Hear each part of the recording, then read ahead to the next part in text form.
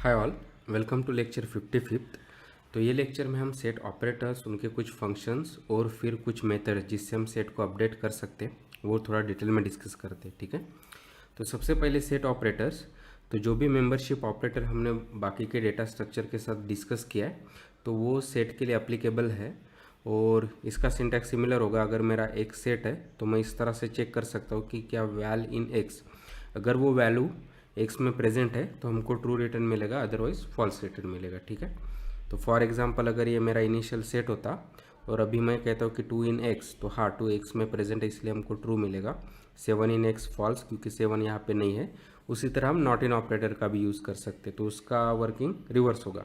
अगर कोई element x में नहीं है तो हमको ट्रू मिलेगा, अगर है तो फॉल्स मिलेगा। तो ये केस में 9 यहाँ पे नहीं है और अभी मैं कहता हूँ कि 9 नॉट इन एक्स, तो हाँ 9 एक्स में नहीं इसलिए हमको ट्रू मिलेगा एंड सो ऑन, राइट। और जो बाकी के ऑपरेटर जो लिस्ट के लिए वगैरह एप्लीकेबल थे, जैसे कॉन्कैटनेशन ऑपरेटर जिससे हम दो सेट को कंबाइन कर सकते हैं, या रिप्लिकेटिंग ऑपरेटर यानी जो भी इटरेटर है उसको हम मल्टीप्लाई कर सकते हैं, ये दोनों सेट्स के कॉन्टेक्स्ट में एप्लीकेबल नहीं है। ठीक है, तो ये सेट में अवेलेबल नहीं है और अगर हम उनको यूज़ करने की कोशिश करते तो हमको टाइप एरर आएगा। ठीक है, फंक्शन की बात करें तो सेम फंक्शंस जो हमने बाकी के इटरेबल के साथ डिस्कस किए, जैसे लिस्ट के साथ वगैरह, तो सेम वो फंक्शन सेट के लिए एप्लीकेबल है। तो फॉर एग्जांपल अगर मुझे किसी सेट का लेंथ जानना है तो हम ये लेन फंक्शन का यूज़ कर सकते हैं। तो सिमिलर सिंटैक्स है कि लेन फंक्शन, और यहाँ पे हमारा सेट का जो भी वेरिएबल होगा वो पास करेंगे। तो जो भी उसका लेंथ होगा यानी जिस उसमें जितने भी टोटल नंबर ऑफ एलिमेंट्स होंगे उसका वैल्यू हमको रिटर्न मिलेगा। तो फॉर एग्जांपल ये मेरा सेट है तो यहाँ पे 5 एलिमेंट्स है, इसलिए अगर मैं लेन ऑफ एक्स करता हूँ तो हमको 5 रिटर्न मिलेगा।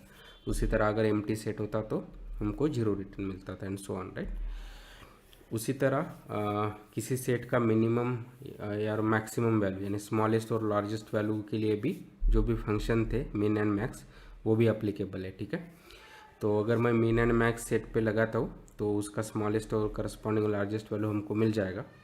और जैसे हमने बात की थी पहले भी कि अगर वो सेट एम्प्टी होगा तो उस पर मिन एंड मैक्स लगाएंगे तो हमको वैल्यू एरर आएगा। लेकिन अगर वो हमको अवॉइड करना है तो हम ये डिफ़ॉल्ट वैल्यू पास कर सकते हैं। तो अभी उस एरर के वजह हमको जो भी हमने डिफ़ॉल्ट वैल्यू पास किए उसके करस्पॉन्डिंग रिजल्ट मिल जाएंगे। ठीक है, और पहले भी जैसे हमने डिस्कस किया है तो ये जो भी कंपैरिजन का क्राइटेरिया अगर हमको चेंज करना है तो वो एज ए फंक्शन हम ये की आर्गूमेंट को पास कर सकते हैं और फिर उसके हिसाब से वो वैल्यूज कंपेयर होकर हमको करस्पॉन्डिंग रिजल्ट मिलेंगे। ठीक है, तो फॉर एग्जांपल अगर ये मेरा इनिशियल सेट है और अभी मैं इस पर मेन एक्स करता हूँ तो इसका स्मॉलेस्ट वैल्यू है 2, वो रिटर्न मिलेगा, और मैक्स के लिए उसका लार्जेस्ट वैल्यू 10, वो रिटर्न मिलेगा। ठीक है, अगर एम्प्टी सेट है और उस पर अगर मैं मिनिमम ऑफ एक्स लगाता हूँ तो मुझे वैल्यू एरर मिलेगा।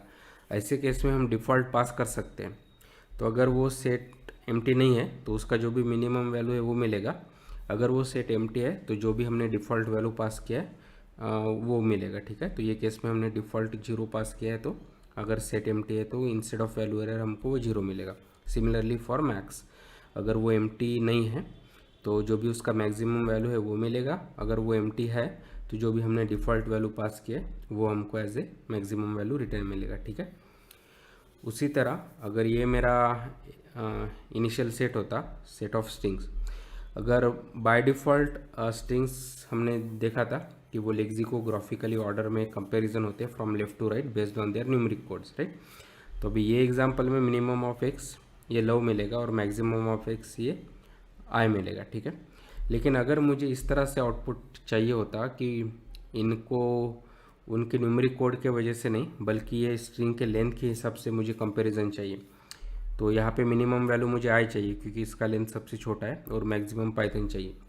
अगर ऐसे रिजल्ट्स मुझे चाहिए तो वो हम आसानी से अचीव कर सकते हैं। तो इसके लिए लेन फंक्शन होगा, हमारा जो भी इनबिल्ट फंक्शन है वो एज ए की आर्गूमेंट हम पास कर देंगे।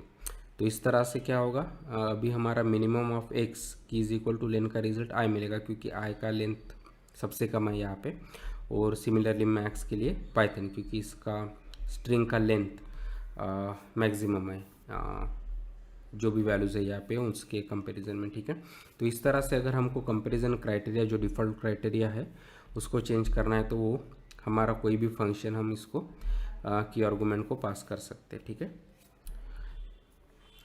सिमिलरली अरिथमेटिकल ऑपरेशन में या अरिथमेटिकल फंक्शन सम, जो बेसिकली सभी वैल्यूज़ का एडिशन करके हमको रिजल्ट देगा, तो वो भी एप्लीकेबल है। अगर ये केस में मैं सम ऑफ एक्स करता हूँ तो सभी वैल्यूज़ का सम 30 होगा, तो वो हमको रिटर्न मिलेगा, ठीक है। तो जैसे हमने पहले भी डिस्कस किया है कि सेट एक म्यूटेबल डेटा टाइप है, ठीक है, तो हम उसको चेंज कर सकते हैं। तो सेट के साथ साथ ऐसे बहुत सारे मेथड्स हैं जिसकी हेल्प से हम सेट को अपडेट कर सकते हैं, तो वो हम यहाँ पे डिस्कस करते हैं, ठीक है। तो उनमें से पहला है ऐड मेथड।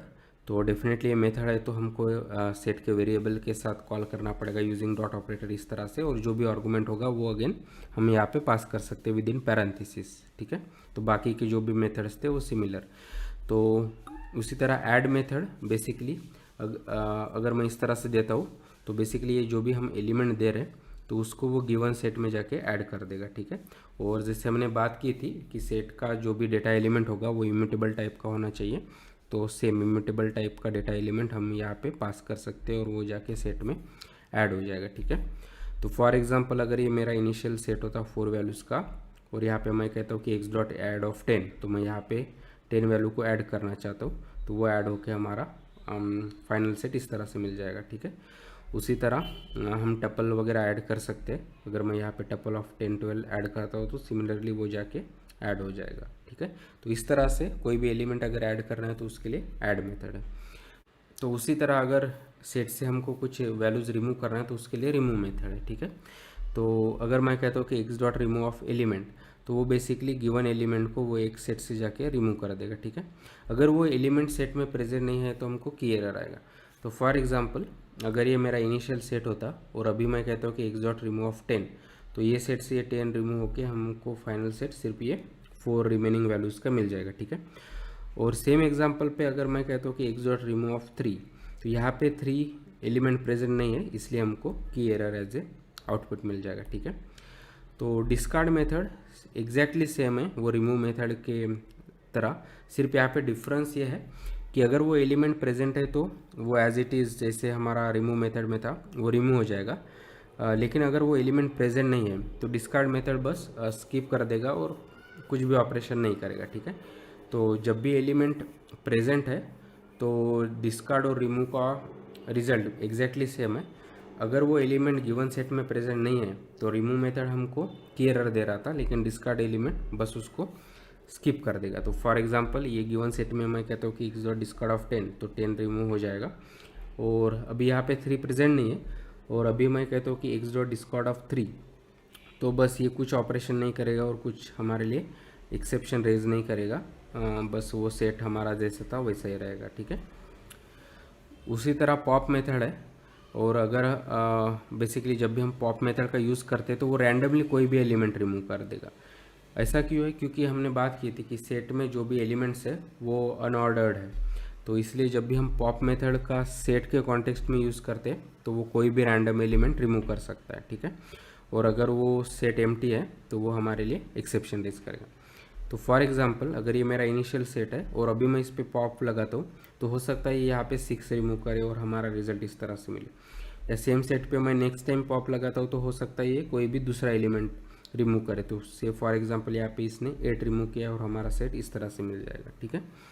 उसी तरह अगर मुझे सभी एलिमेंट्स रिमूव करने हैं या मुझे सेट को क्लियर करना है तो उसके लिए क्लियर मेथड है, ठीक है। और जब भी हम सेट पे अगर इस तरह से एक्स डॉट क्लियर लगाते हैं तो वो बेसिकली हमको empty set as a output मिलेगा, क्योंकि सभी एलिमेंट्स वो रिमूव कर देगा, ठीक है। तो जो भी हमने ये लेक्चर में डिस्कस किया वो एक बार यहाँ पे पाइथन के शेल में ट्राई करते हैं।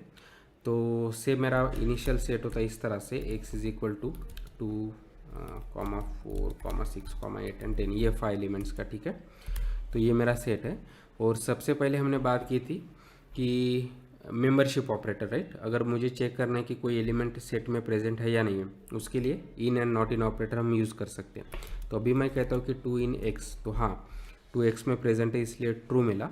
उसी तरह अगर मैं कहता था कि 7 इन x, तो 7 यहाँ पे नहीं है हमको इसलिए फॉल्स मिलेगा, एंड सो ऑन, राइट।